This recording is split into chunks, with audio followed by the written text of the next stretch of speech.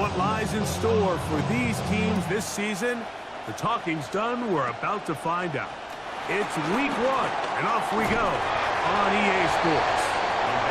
Very good field position to start as the return is past the 40.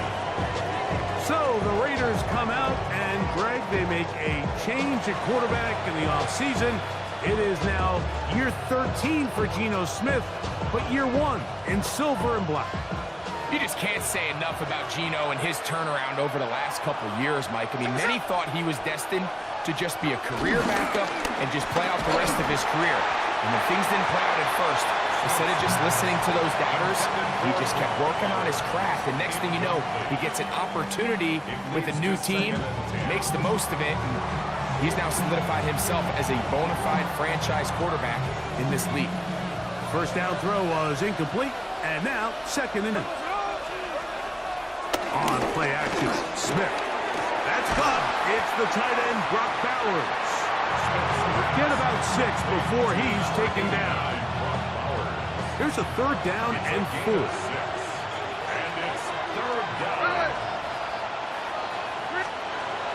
From the shotgun, it's Smith. And that is incomplete. Remember what they told us, Mike, leading up to this game? They said it is so critical for us to find success, especially on third down. We want to maintain possession, extend these drives. Well, the first crack comes up and they fail through the air, and we're going to have to regroup and be able to have better success throughout the remainder of this game.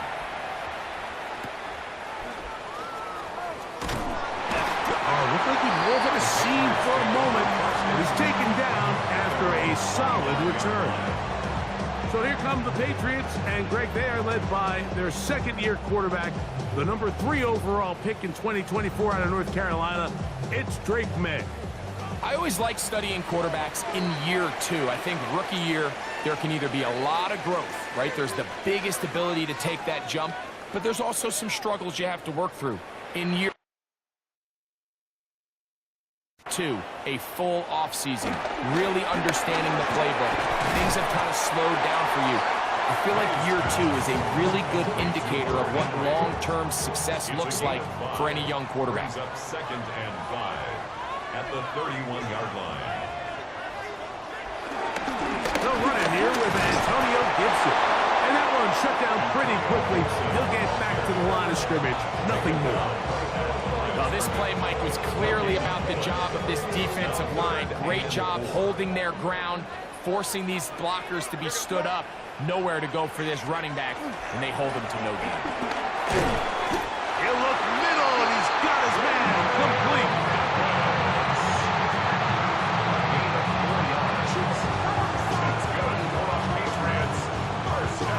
So there's a saying in the NFL, Mike, short throw, long catch, and that's exactly what they wanted to go with here. Operate in the quick game, don't stress the protection, and while he didn't get necessarily the big play, he does get enough to move the chains. He'll try to get back to the line, but he's not happening. Gonna lose a yard. These negative runs, they just make everything for the play caller that much more difficult, Mike. So they've got to find a way to be more efficient on these early downs, meaning first and second down, because if not, you find yourself the entire game in third and pass, and that's what every single defense in the league is trying to do.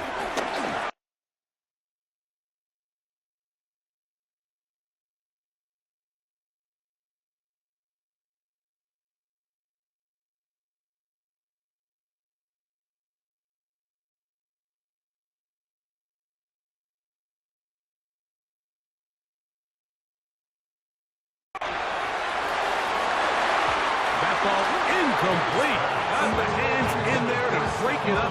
Could have been a big gainer. Instead, it sets up a third down.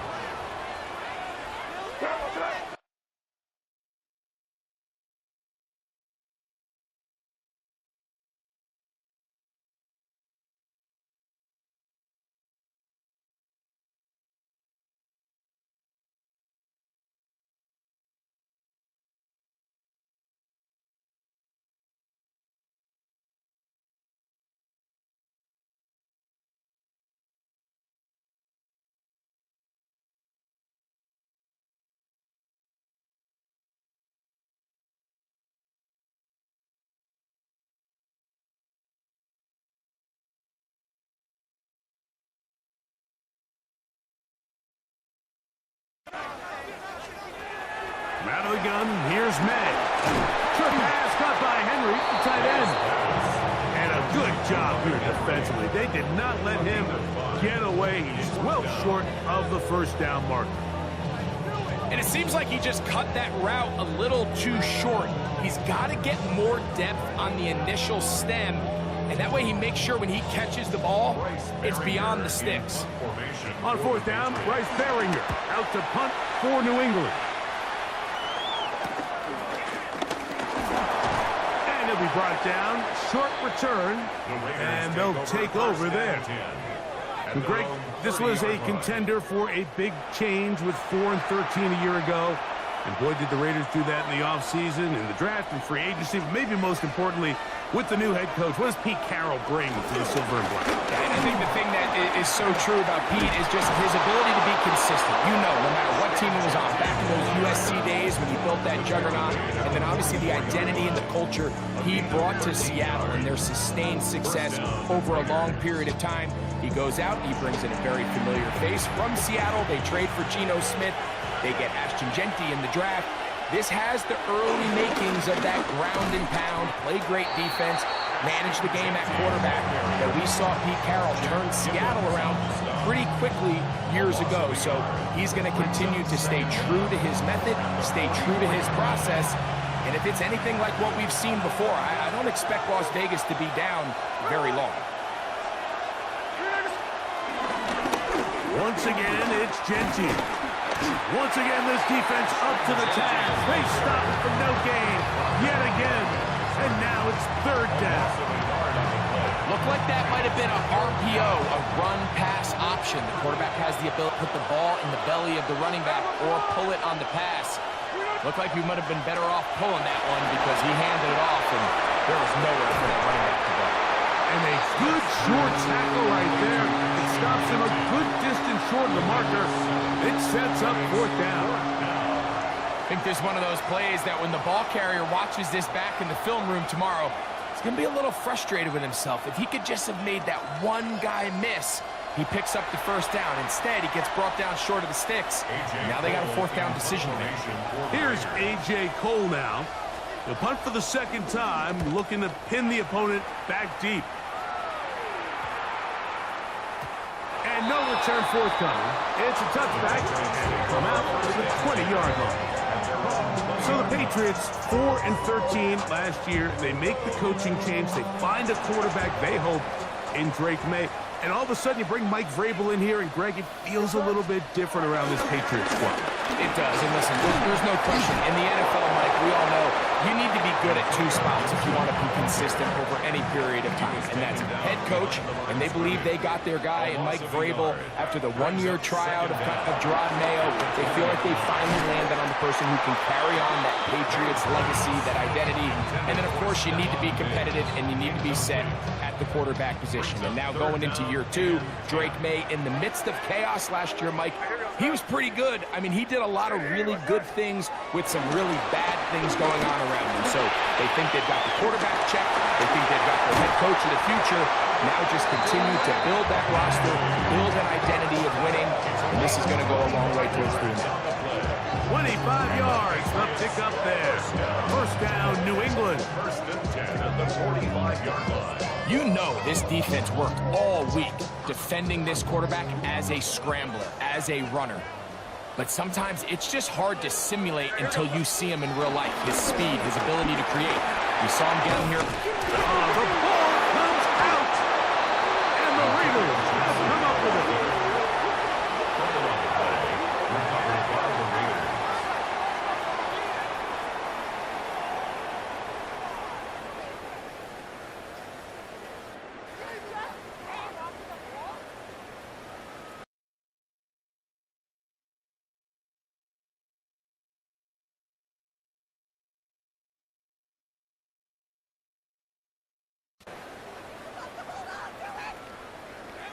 And as you can see with that fumble, Mike, it really just goes back to the fundamentals of how they're taught to carry the ball. And they talk about the points of pressure. And the biggest thing really, Mike, is you want the front tip of the ball, the part where your fingers cover, to always be higher than the back tip of the ball. So often you see that front tip go down and it makes it so much easier for that defender to kind of rake it out. So you want pressure against the outside of the ball, both tips, the inside of the ball, and then keep that front point up. So, first quarter in the books here on NFL Kickoff Weekend. What will the second quarter have in store? And we're back to Foxborough in a moment. Quarter two begins. It is Raider football as they've got it with 1st and 10.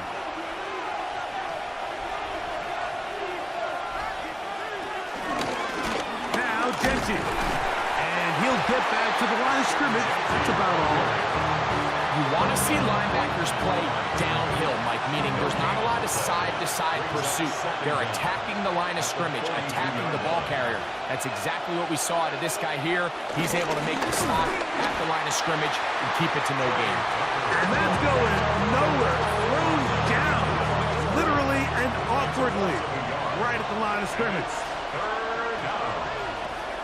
From the gun on 3rd down, Smith. He manages to get the throw away and completes it. First catch for him on this new season. And it results in a 1st down.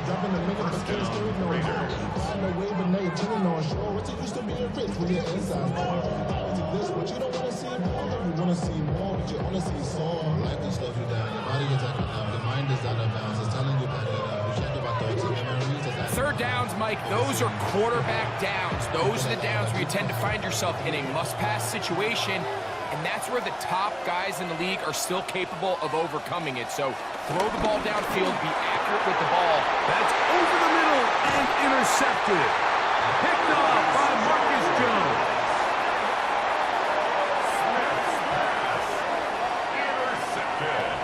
Mike, these are just throws you're not accustomed to seeing, especially from a quarterback that has played this much football. He's been around the NFL for a long time. He's got to make better decisions. Costly mistakes like that are going to kill his team.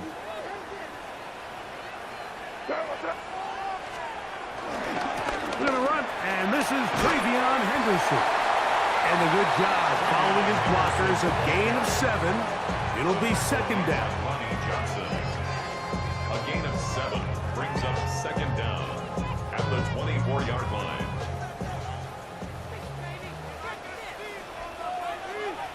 Avoid the contact, does so successfully, and it's a 1st down. 6. That's good for the Patriots. I love this call, Mike. 2nd down and short. One of the best downs in football to take a shot. Give credit to the defense. They were ready for it. But a nice job by the quarterback, realizing there's nothing downfield. Take off, turn into a runner, pick up the 1st down. They'll go play action with May. Pass completed to Douglas. And they will bring him down on the other side of midfield. 20 yards on that pass play. Good for a Patriots 1st down. This is clinic tape for any young wide receiver out there watching this guy run routes. He has the defender thinking everything is a go ball. Attack him vertically, and then when you get to your route depth, you stick that foot in the ground, you break in, balls on time. It results in a nice 1st down pickup. And he can't hang on through the contact. Incomplete. Good job defensively to meet him just as the ball was arriving. It'll bring up 2nd down. Operating for the shotgun, it's May. One taken in by Douglas. And he'll be taken down, but they are in business inside the 30-yard line. That's his 3rd catch of this 1st half, and good enough for a 1st down.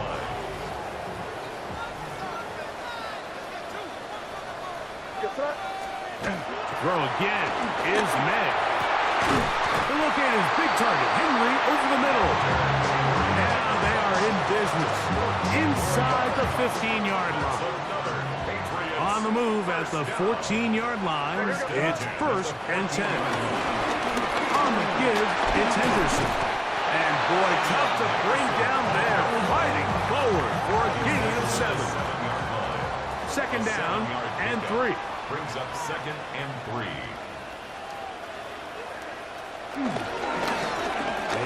the jet sweep and give it up the middle. And he'll lose yardage here. The defense standing strong in the red zone. They drop him back at the 10.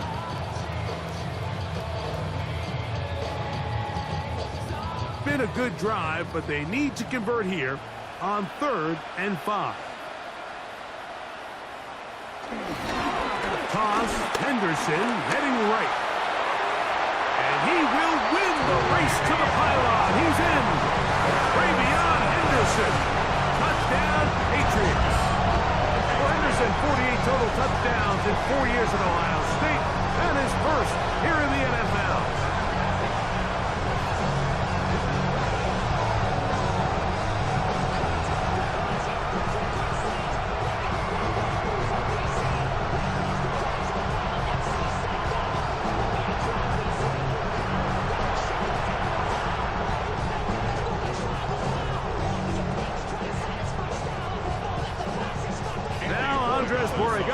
For the extra point. It's up and through. And the Patriots will take a 7-0 lead. Raiders nothing.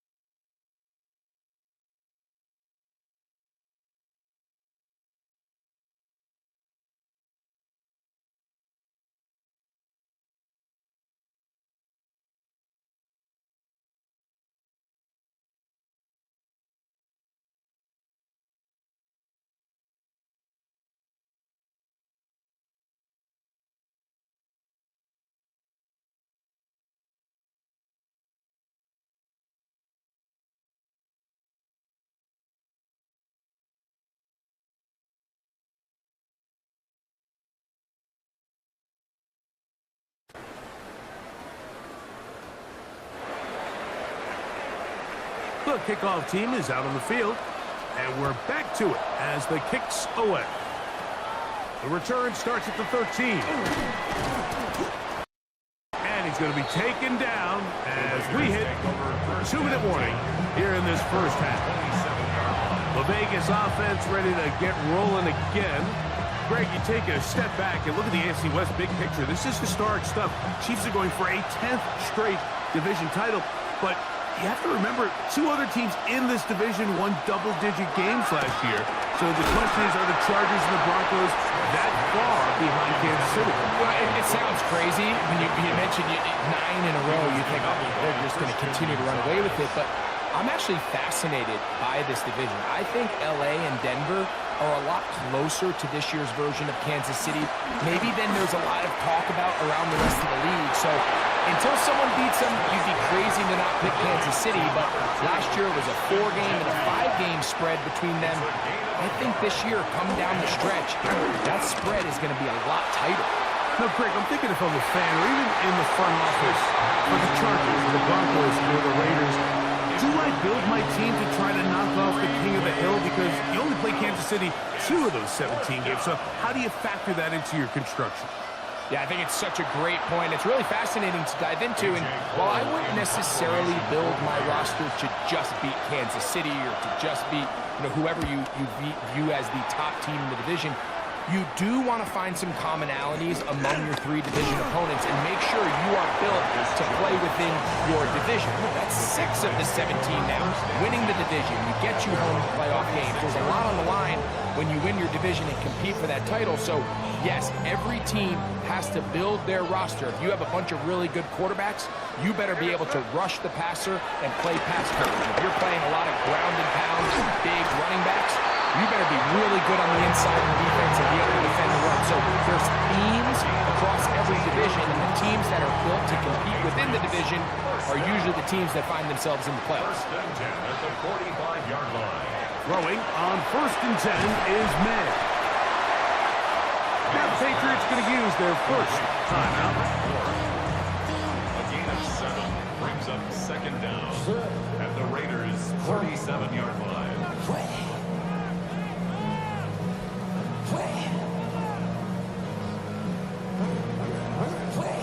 They'll come to the line now on 2nd and 2.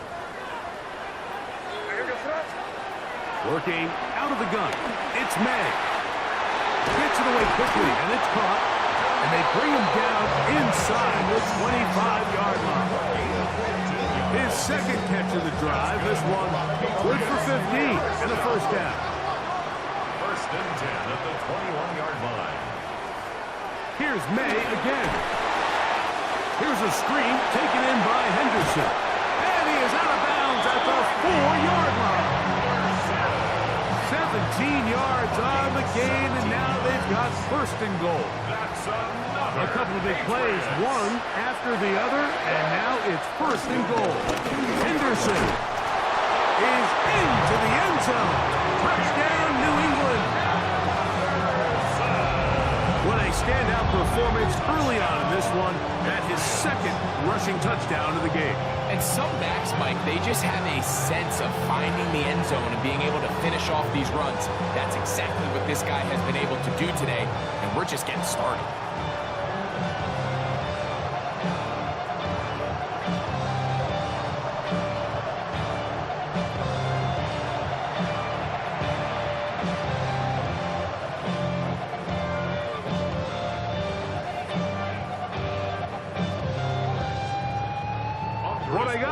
Now for the extra point. He knocks it through. And the Pats move out on top. 14-0. 14. Raiders nothing.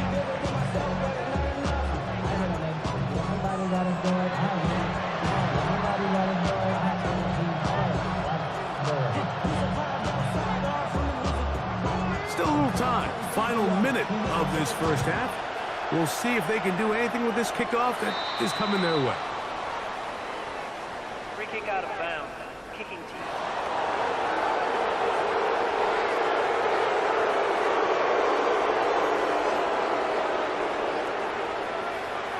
Automatic 1st down.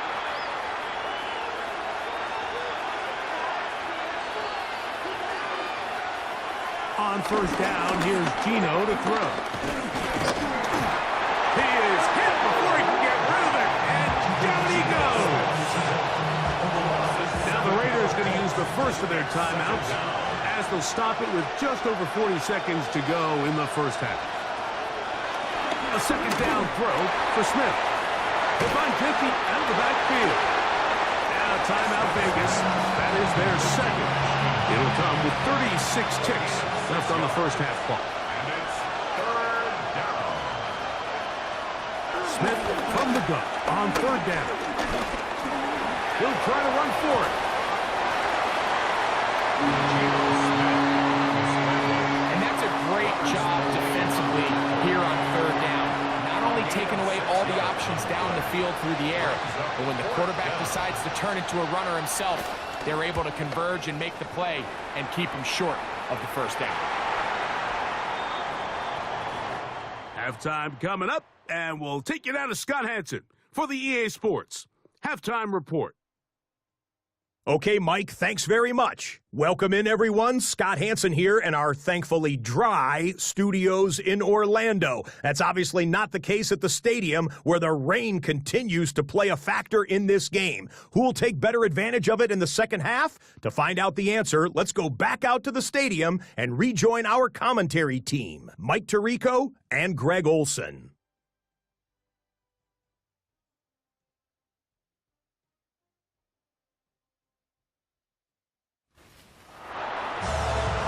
Scott thanks the rain might not be as heavy as it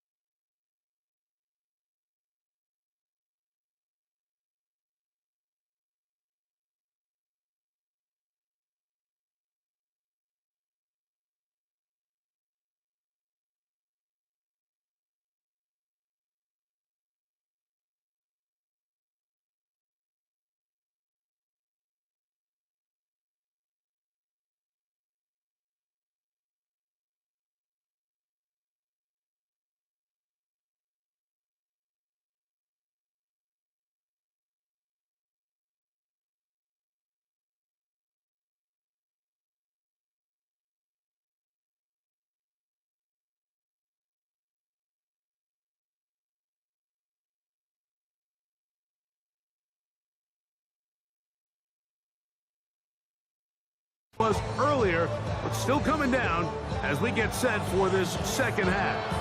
The rain not letting up. It continues to be a factor here as we get back underway in the second half. And it'll be brought down past the 25. Decent field position to start this drive.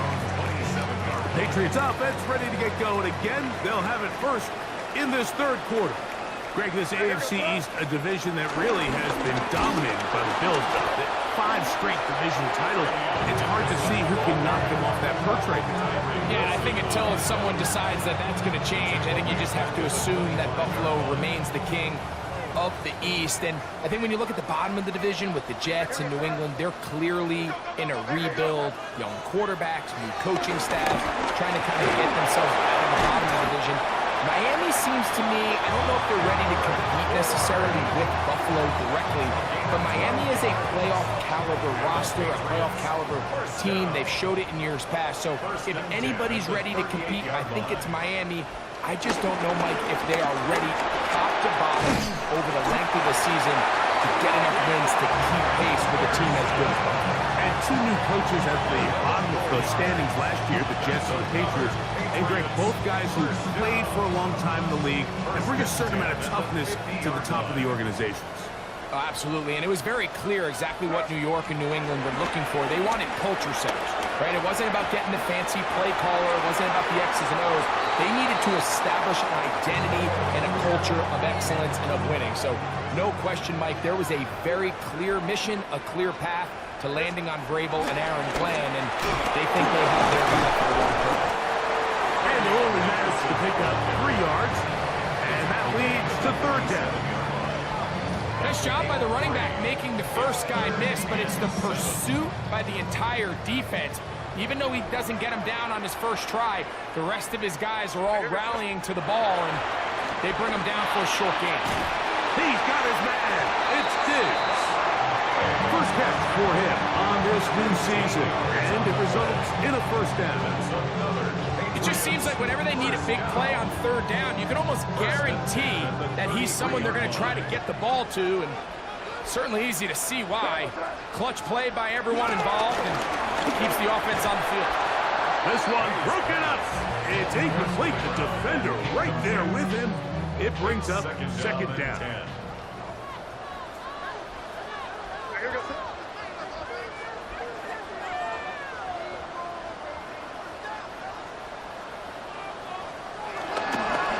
They'll run. It's Henderson. And not much there. Good defense. Held to no gain. He does a nice job coming from his safety position, filling his run gap assignment. Keeps this to a modest gain at best. Throwing on third down is May.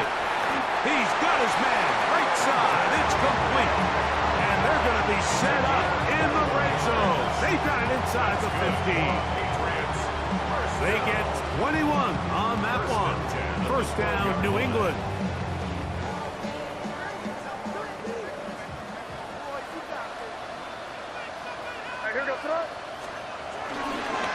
Hand off, and it's Henderson. And he'll get back to the line of scrimmage. That's about all.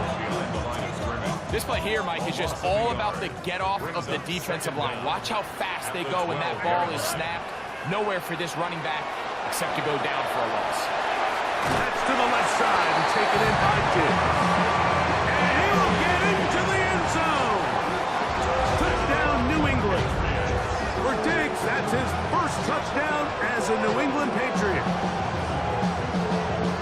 Greg, nothing changed at halftime. They come right out to start this third quarter and pick up where they left off. Well, I think this defensive coordinator is going to think back to his halftime speech, Mike, because whatever adjustments he thought they made, it obviously didn't resonate. What we saw happen in the first half, they picked right back up here to start the third quarter, and at this point, the offense has hit its stride, and they continue to pull away.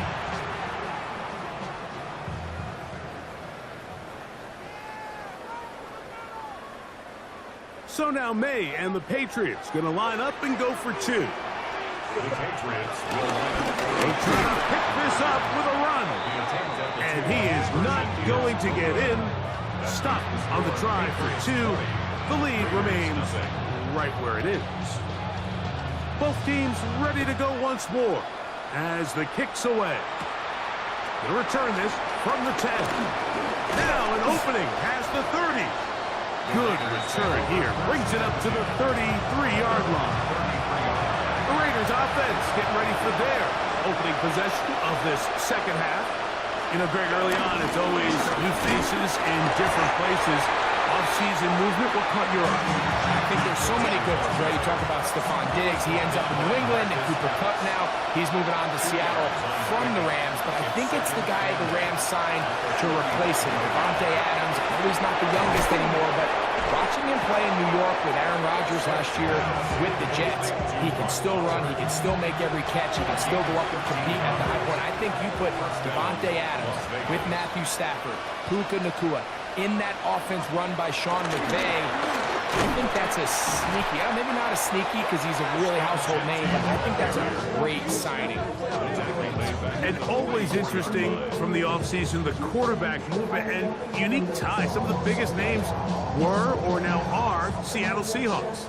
Yeah, and now the guy that is going to line up behind center for Seattle, Mike, is Sam Darnold. And, of course, we all saw that incredible season he had last year in Minnesota with Kevin O'Connell and Justin Jefferson and that really dynamic Vikings offense. So now he goes to Seattle. I think he's going to have an inspired Cooper Kupp. He was let go from the Rams. He's healthy. He's a big weapon. Jackson Smith-Njigba. He has some pieces in that puzzle that he can push the ball downfield to. So I'm excited to see Sam. That's what everyone thought he was going to be coming out of college when he was a high draft pick of the New York Jets. Working out of the gun, Smith. That is incomplete. Great work to get in there. Make things difficult defensively. It sets up fourth down. And another wasted drive here, Mike, and they start to add up. And coming out of halftime, you would think that they would make some adjustments to try to get some points on the scoreboard, but so far, looks like much of the same. But he cannot get away. Great job down there to hold him to a short return. There you see Mike Vrabel, his Patriots set for their next drive. You know, Greg, as we get the season going, obviously the adjustment to last year's new kickoff rules in place. We talked to a lot of coaches during the year. Folks didn't seem too bothered about letting the other team have the ball at the 30-yard line after a touchback. But the 35-yard line, I don't know, does that feel any different to you? You know, it does, and I think the part that people don't talk about enough, Mike, is the impact that it's making on going forward on fourth down, not settling for field goals. Because remember, in the old days, if you got stopped inside the 5 or you scored inside the 5, it was all the difference of if I kicked a touchback, they got the ball at the 20. There wasn't that much of a spread, but now all of a sudden, is it in my best interest to settle for a field goal and kick off when I could give you the ball at the 35? Or even if I fail down there tight in the red zone on the 3, you now possess the ball inside your own 5-yard line. So I think that's an element now that's causing offenses to go for more touchdowns, kick less field goals, because the ensuing kickoff is giving my opponent the ball in much more favorable territory. You know, the other rule that is adjusted are overtimes in the regular season will mirror playoff overtime. Each team getting the ball. I'm so happy, Greg, because it just felt so incomplete when a team got to overtime, but then their offense, which may be the best part of the team, never got on the field. Yeah, and I couldn't agree more. And you hear everyone saying, oh, well, just get a stop. Well, it's that legendary game between Mahomes and Josh Allen where neither team stopped anyone. It was just an offensive touchdown festival. So you won a coin toss and you get the ball. Well, the other team's defense hadn't gotten a stop the whole game. If Josh Allen got the ball first, he probably would have scored on a walk-off. So I love the idea of both teams getting the ball. If a game is good enough to go to overtime, let's finish it. We don't need to be in a rush. There's no curfew. Let's let the guys finish it on the field. A lot more similar to how the regular game goes and not have significantly different game flow come overtime. Just a yard on first down. Here's 2nd and 9. To throw now, May. He's got his big tight end, Henry. And he's down on the other side of midfield. Markham at the 48-yard line.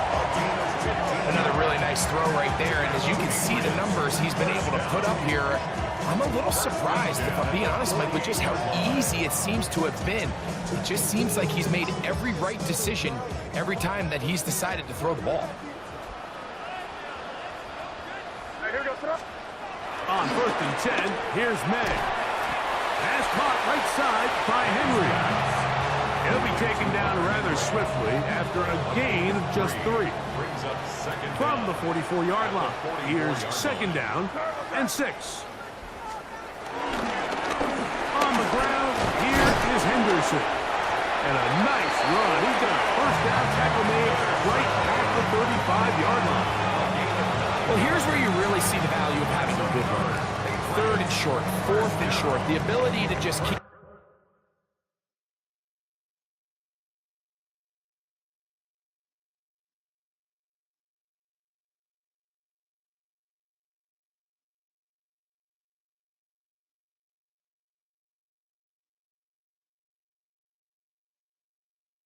it simple, win up front, turn around, hand the ball to your back, and to say, okay, more likely than not, we're going to get a fresh set of downs, maintain possession, and now continue to find opportunities to go generate points. Off the play fake, here's May. Airing one out for Bourne. And that is incomplete. We'll try again. It's 2nd and 10. At the 35-yard line. The throw is May. Open man there, it is Bourne. And they bring him down inside the 25-yard line. That's good. More on Patriots. 1st down. Here's Gibson. And some space opens as he's brought down following a gain of 6. He's taken down at the 17-yard line. They'll work now on 2nd and 4. Brings up 2nd and 4. Off the play fake, it's May. That'll be complete to Gibson. And they'll pick up the 1st down, a gain of about 4. A gain of 4 yards. That's another Patriots. A carry now for Gibson. And he'll take this one in. Antonio Gibson. Touchdown, Patriots. This has got to feel good, Greg. You open at home and a great performance with one more touchdown added on top. Not many better ways, Mike, than to create some excitement amongst your fan base than to have a great home opener. Every team works all off-season. They stress it during training camp. Let's get off to a great start, and then all of a sudden you're able to do it in front of your home crowd. Man, this has been a really impressive performance.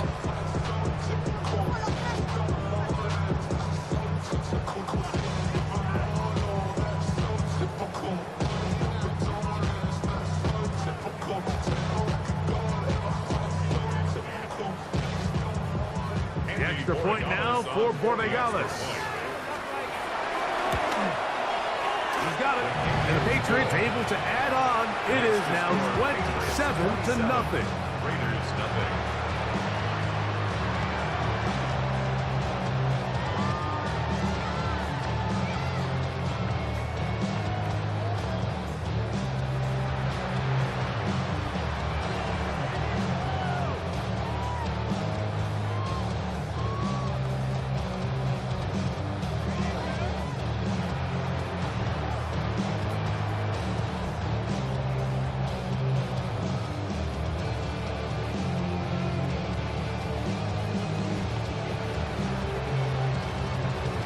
The kickoff team is out on the field, and we're back to it as the kick's away.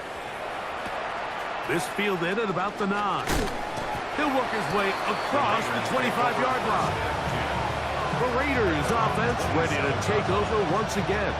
Well, Greg, this is going to take a lot of self-reflection here. You build up so much for the season opener. To struggle like this has got to be a tough field.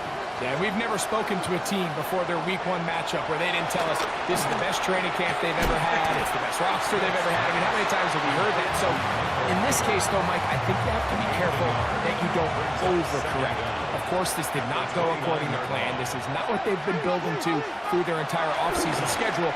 but it's still also just one game. So don't throw everything in the garbage and start all over. Don't throw out all the hard work from the previous offseason. Stay the course, fix what went wrong, improve, and move on to week 2. Smith to throw on first down. Will get this complete to his tight end Bowers. And no chance to turn and go. That one good for just a couple. From the 42-yard line. Here's 2nd and 8. Man in motion here is Tucker. The throw here is complete. And they'll whistle him down, but not before he picks up a first down after a gain of 7. A gain of 7. First down, Raiders. So 2 minutes left to play in the second half.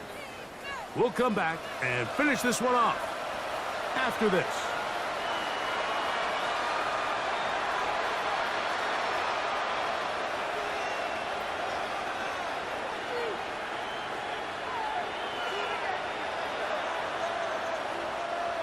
So they come to the line for first down and 10.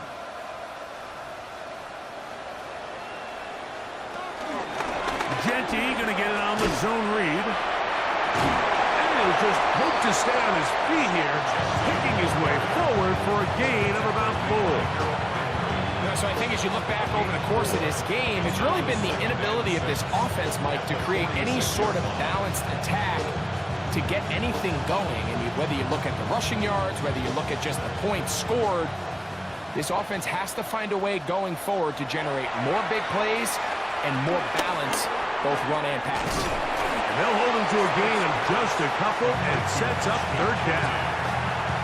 Just a little slow developing on that screenplay there. It was pretty obvious to the entire defense exactly what was going on. Nobody was thinking pass. Nobody was getting back into their drops, and just nowhere for that back to go. They go 5 receivers for third down and 4. Gets that one complete to his tight end Bowers. And he'll be out of bounds inside the 30-yard line. 2 receptions for him on this drive. This one good for 16 yards. It's really been a one-sided game, but how often do we see in the fourth quarter the team that finds themselves down by a lot, they start to come alive? I think it's a combination of trying to end the game on a positive note, but also sometimes that in trouble, and down he goes. After allowing a chunk play on that previous down, nice job there settling in. They make a big play of their own, and they get him down for a sack.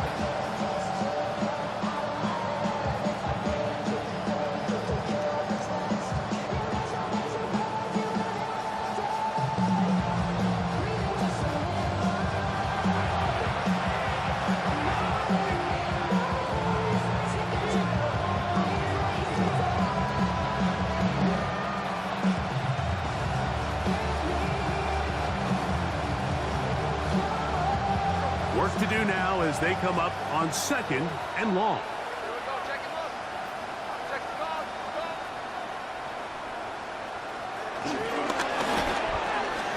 Quick throw. Here's Besh on the RPO. And they'll hold him to a gain of just a couple and sets up third down. It's a gain of 2 yards. And it's from the gun, it's Geno. Oh, he's going to be followed up and taken down. They got him. That is Christian Barmore working his way in to register his first sack of the new season. And this is a great example of what can happen when you play complementary football. The back end holds up nicely in coverage, and then that front 7 is able to wreak havoc and put an end to this play. Let's see what they do here. This is 4th and long. And that is not going to work. It is incomplete. They go for it on 4th and wind up turning it over on down. You find yourself down big. It's the fourth quarter. There's really no choice but to go for this at this point. But once again, this defense, they're up to the task, and they come through yet again with a huge stop.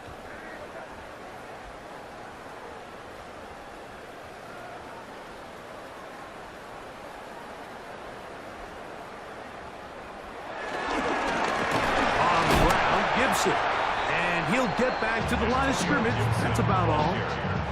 I can promise you that is not how they wanted to start this drive, Mike. I mean, to get blown up at the point of attack, there was just nowhere for the back to go on that run. 2nd and 10.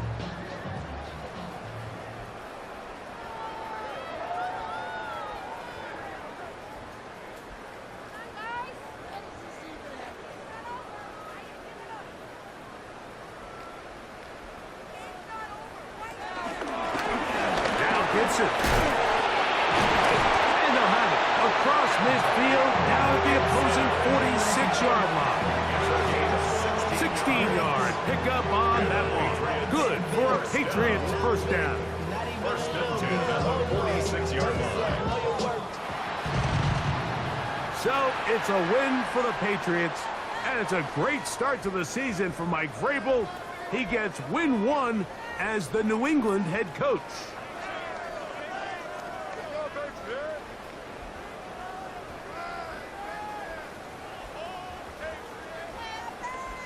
And that'll do it for my partner, Greg Olson. For our entire team, I'm Mike Tirico.